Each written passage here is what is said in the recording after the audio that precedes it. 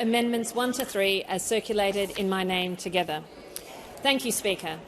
Prior to the last election, the Parliamentary Budget Office reviewed the Help to Buy policy. It estimated the scheme would involve equity contributions from the taxpayer of up to $22 billion over the medium term. And while I support the intent of the scheme, I am deeply uncomfortable providing any minister with this amount of public money with so little in the way of oversight and accountability. If you look at the bill, you will not find any rules about who is eligible for the scheme, the number or value of the mortgages it will underwrite, or how different jurisdictions will be treated. None of this is contained in the bill. Instead, it is all within the power of the minister to determine by regulation which is not subject to disallowance. Similarly, when it comes to public reporting of the scheme, of how many Australians will benefit, how much support they're receiving and where those benefits are going, this is left out of the bill and entirely within the minister's hands. In other words, the public will only know what the minister wants us to know about the scheme. There are some restrictions on the minister's power. The minister must consult with the states on some matters. The minister may not intervene to support a specific borrower or property. And the minister must undertake a review of the scheme after 3 years. For someone who believes in public integrity, the lack of restrictions is deeply concerning, especially when we're talking about billions of public money. I'm not making any claims about the current minister, but this scheme will run for years, potentially decades. Ministers will come and go.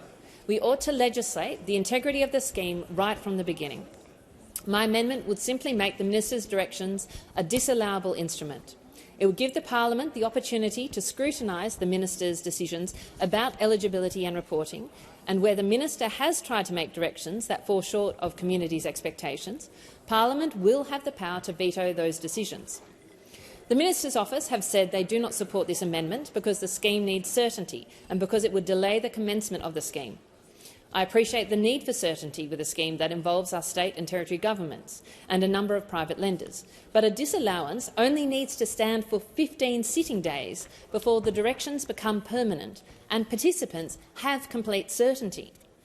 Uncertainty is only created when there is some possibility of a disallowance, when the minister's directions are at odds with what the Parliament is willing to support. And if the Parliament does not support where the minister intends to do, how she or intends to use billions of dollars of public money, it is appropriate that investment or expenditure does not proceed. Letting this bill go through without adequate checks and balances is a dangerous precedent to set for future governments. I strongly support action to help people get into home ownership, and I believe a shared equity scheme is one of the right ways to go about it. But I was elected on the platform of integrity, as were so many of us here today. And integrity means that we cannot give a minister a blank cheque without adequate oversight or accountability, even if we support the underlying policy. I move the amendment circulated my name and I commend it to the House.